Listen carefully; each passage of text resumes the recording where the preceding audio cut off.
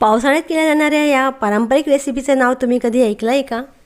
नलू मावशींनी मला सांगितली विसरत चाललेली एक पारंपरिक रेसिपी गुरमई रोटी. गुरमई रोटीचा खास मसाला: मिरे, सुंठ, लवंग प्रत्येकी 20 ग्रॅम, पानपिंपळी, लेंडी पिंपळी, गाठी पिंपळी, दालचिनी, इलायची, अक्कलकरा फूल, कबाब चिनी हे सर्व 10-10 ग्रॅम घ्यायचं आहे. आणि जायफळ. एक मसाला मिक्सरमध्ये बारीक करून घ्यावा.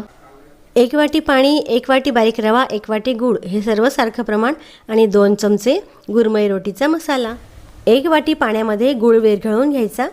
त्यामध्ये अगदी थोडंसं चिमूटभर मीठ घालायचं.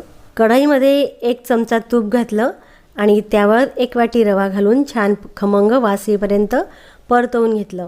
आणि यामध्ये गुळाचं आपण जे केलेलं पाणी होतं ते गाळून घालायचं. हा सांजा छान परतल्यानंतर यामध्ये 2 चमचे गुरमई रोटीचा मसाला घालायचा. खरं म्हणजे ही गुळमई रोटी आहे, पण हिला पारंपरिक नाव असं गुरमई रोटी असं पडलं आहे. हा सांजा तयार झाल्यानंतर थोडासा गार होऊ द्यावा.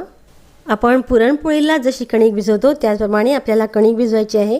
त्यासाठी 2 वाट्या कणिक घेतली, त्यात थोडंसं मीठ आणि तूप घातलं. यात थोडं पाणी घालून भिजवून ठेवलं, झाकून ठेवलं.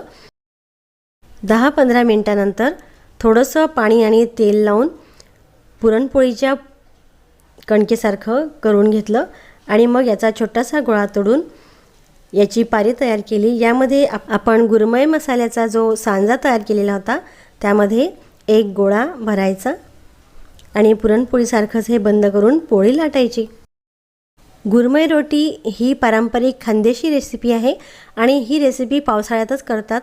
पावसाळ्यात का बरं? कारण यामध्ये गूळ आणि हा जो मसाला असतो त्यामुळे जे पावसाळ्यात आजार होतात ते होणार नाहीत. कफ वगैरे जे असतात किंवा सांधेदुखी वगैरे हे या मसाल्याने होत नाही आणि शरीरात ताकद आणि गरमी येते.